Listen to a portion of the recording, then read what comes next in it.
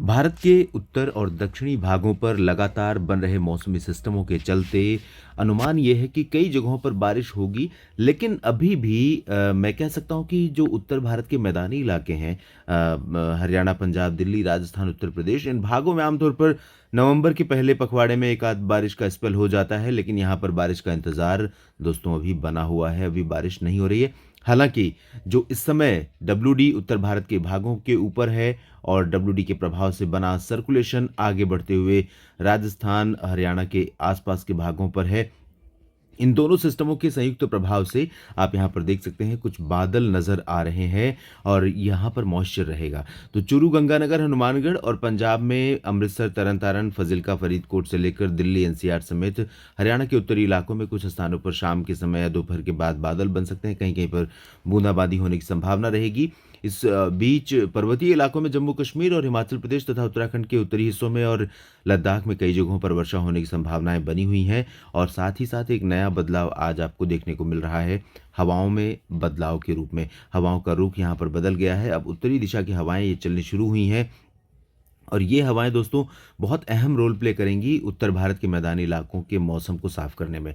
आज दोपहर में देखेंगे आप तो ये वाला जो पोर्शन है दिल्ली से लेकर पूरा यूपी का हिस्सा और साथ ही साथ मध्य प्रदेश के तमाम इलाके, इन भागों में जो तापमान रहेगा दिन का वो थोड़ा सा बढ़ेगा क्योंकि ब्राइट सनशाइन होगी यहाँ पर। और इसकी वजह से पोल्यूशन लेवल भी यहाँ थोड़ा सा दिल्ली एनसीआर में कम हुआ है और दिन में और कमी आने की संभावना इसमें दिखाई दे रही है। राजस्थान के बाकी भागों में ड्राई वेदर रहेगा, हरियाणा में मेनली ड्राई वेदर रहेगा, लेकिन कहीं कहीं पर बूंदाबांदी हो सकती है उत्तरी भागों में और दक्षिणी हिस्सों में। गुजरात, मध्य प्रदेश, छत्तीसगढ़, उड़ीसा और बिहार, पश्चिम बंगाल, झारखंड में भी बारिश होने के आसार यहाँ पर दिखाई नहीं दे रहे हैं। महाराष्ट्र की बात करें तो तकरीबन सभी क्षेत्रों में, चाहे वो कोंकण गोवा हो या मध्य महाराष्ट्र हो, मराठवाड़ा, विदर्भ, इन भागों में ड्राई वेदर रहने की संभावना है। यहाँ तक कि तेलंगाना और उत्तरी तटीय आंध्र प्रदेश में भी बारिश के आसार आज नहीं है। लेकिन निचले इलाकों में यानी कि चेन्नई से लेकर पंबन और पुदुचेरी समेत ये कन्याकुमारी तक और इधर केरल में तमाम जगहों पर हल्की से मध्यम और कुछ स्थानों पर भारी वर्षा की गतिविधियां देखने को मिलेंगी। और यहाँ पर आप देख सकते हैं ये जो साउथ बे ऑफ बंगाल है, यहाँ पर जिस तरह की कंडीशन अब फॉर्म हो गई है ये इंडिकेट कर रही है कि यहाँ पर एक लो प्रेशर सिस्टम डेवलप हो रहा है और ये लो प्रेशर सिस्टम अनुमान है कि 24 से 48 घंटों में यहाँ विकसित हो जाएगा और विकसित होने के बाद इस तरह से आगे बढ़ेगा और कई राज्यों को प्रभावित करेगा। यही नहीं, आपको बता दें कि इस सिस्टम के बाद एक और लो प्रेशर सिस्टम बंगाल की खाड़ी में फॉर्म होने वाला है जो भारत के कई राज्यों को प्रभावित कर सकता है। तो आने वाले समय में तकरीबन एक सप्ताह के भीतर 2 वेदर सिस्टम बंगाल की खाड़ी में डेवलप होंगे और यहाँ पर दक्षिण भारत के साथ साथ मध्य भारत के कुछ जिलों पर इनका असर पड़ सकता है। पूर्वोत्तर भारत में फिलहाल आज कुछ बारिश होने की संभावना नहीं है। 8 अक्टूबर को आप देखिए बंगाल की खाड़ी और अधिक सक्रिय हो गई है और यहाँ पर सिस्टम बनने के बाद बारिश की गतिविधियाँ जो साउथ पेनिनसुलर रीजन है इन भागों में बढ़ेंगी। अभी फिलहाल बारिश में थोड़ा सा कमी आने की संभावना है। केरल में आप देख रहे थे कि आज बारिश के आसार ज़्यादा हैं, लेकिन कल यहाँ पर 8 नवंबर को बारिश थोड़ा सा रिड्यूस हो रही है। जब ये सिस्टम मूव करेगा आगे तब ये जो बारिश का पैच आप देख रहे हैं, ये बादलों का पैच देख रहे हैं, ये सारा का सारा दक्षिण भारत के क्षेत्रों की तरफ बढ़ेगा।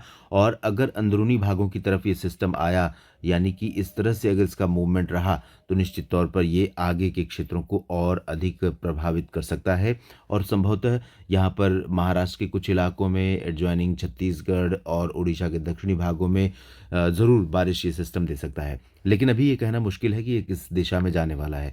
इस बीच अगर देखें तो मध्य महाराष्ट्र, मराठवाड़ा और कोंकण गोवा, विदर्भ में, छत्तीसगढ़, उड़ीसा, इन भागों में हवाओं का रुख बदल रहा है और इन भागों में उत्तरी हिस्सों में खास तौर पर यानी उत्तरी छत्तीसगढ़, उत्तरी ओडिशा के कुछ शहर और महाराष्ट्र में विदर्भ समेत ये जो मुंबई तक का रीजन है, इन भागों में एडजॉइनिंग जो मध्य प्रदेश का रीजन है, इन भागों में यहाँ पर हवाओं का रुख बदलने के चलते जो पूर्वी एमपी है, यूपी है, महाराष्ट्र का ये उत्तरी हिस्सा है, इन भागों में तापमान में अब तेज़ी से गिरावट शुरू हो जाएगी। 1-2 डिग्री सेल्सियस की गिरावट भी इस समय काफ़ी अच्छी गिरावट मानी जाएगी। तो यहाँ पर 1 से 2 डिग्री सेल्सियस गिरावट के चलते मौसम सुबह और रात का काफ़ी प्लेजेंटली कूल होने लगेगा, ठंडा होने लगेगा। और उत्तर प्रदेश के पश्चिमी भागों में, साथ ही साथ दिल्ली, हरियाणा, पंजाब में भी तापमान में गिरावट होगी और मॉइस्चर यहाँ पर रहेगा। ऐसे में उत्तराखंड, दिल्ली, हरियाणा और पंजाब, उत्तरी राजस्थान के कुछ हिस्सों में बादल गरज सकते हैं और कुछ इलाकों में गर्जना के साथ हल्की-फुल्की वर्षा भी हो सकती है। यहाँ पर रूल आउट नहीं कर सकते। ये पूरा का पूरा एरिया प्रभावित रहेगा, मॉइस्चर भी रहेगा, तो ऐसे में संभावना बनी रहेगी। इसके अलावा जम्मू कश्मीर और गिलगित-बाल्टिस्तान, मुज़फ़्फ़राबाद, हिमाचल प्रदेश में भी कुछ स्थानों पर वर्षा होने की संभावनाएँ बनी हुई हैं। पूर्वोत्तर भारत में कोई परिवर्तन नहीं होगा। बिहार, झारखंड, पश्चिम बंगाल में अभी मौसम ठंडा नहीं हो रहा है।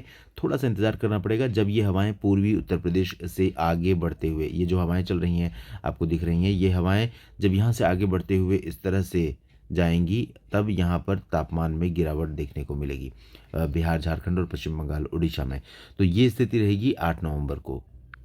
9 नवंबर तक आप देखिए उत्तर भारत के भागों पर, उत्तर भारत के इलाकों में अब रुक-रुक कर काफ़ी सस्टेन्ड स्पेल बारिश का दिखाई दे रहा है और यहाँ पर गिलगित-बाल्टिस्तान, मुज़फ़्फ़राबाद, लद्दाख में कई जगहों पर मध्यम से भारी वर्षा होने की संभावना ये नज़र आ रही है। स्नोफॉल भी होने के आसार हैं।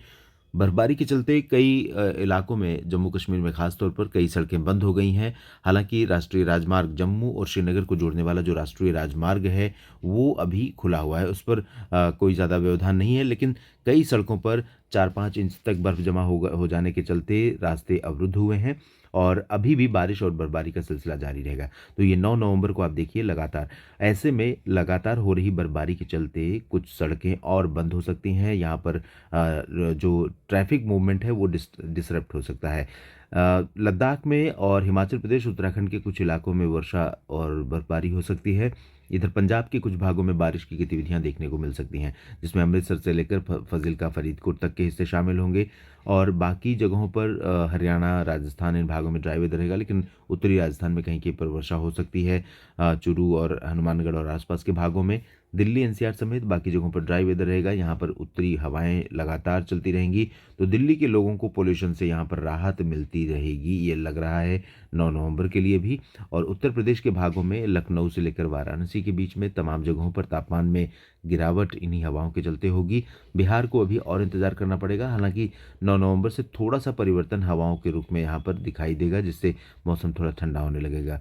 झारखंड, पश्चिम बंगाल, उड़ीसा और छत्तीसगढ़, मध्य प्रदेश में भी इस तरह का मौसम रहेगा, तापमान में गिरावट होगी। गुजरात में कोई ज़्यादा परिवर्तन नहीं होगा, लेकिन यही हवाएँ यहाँ से मूव करने के बाद यहाँ गुजरात के भी कुछ इलाकों तक पहुँच सकती हैं, तो यहाँ पर भी तापमान में थोड़ी बहुत गिरावट या कमी आ सकती है। दक्षिण भारत के भागों में बारिश की गतिविधियां बढ़ेंगी। 9 नवंबर से तटीय भागों में, उत्तरी तटीय तमिलनाडु और दक्षिणी तटीय आंध्र प्रदेश के भागों में कई जगहों पर मध्यम से भारी वर्षा हो सकती है। केरल में भी कई स्थानों पर वर्षा होने की संभावना है और जो लो प्रेशर संभावित है वो सिस्टम यहाँ पर बनने के बाद मूव करना शुरू करेगा और इसके चलते भारत के तमाम इलाकों पर बादल घने छाने लगेंगे और बारिश होने की संभावना यहाँ पर और बढ़ जाएगी, खासतौर पर साउथ पेनिनसुलर रीजन में। इस वीडियो में इतना ही। आप बने रहिएगा मौसम तक चैनल के साथ, मैं आपको अपडेट करता रहूँगा इन बदलावों के बारे में। धन्यवाद।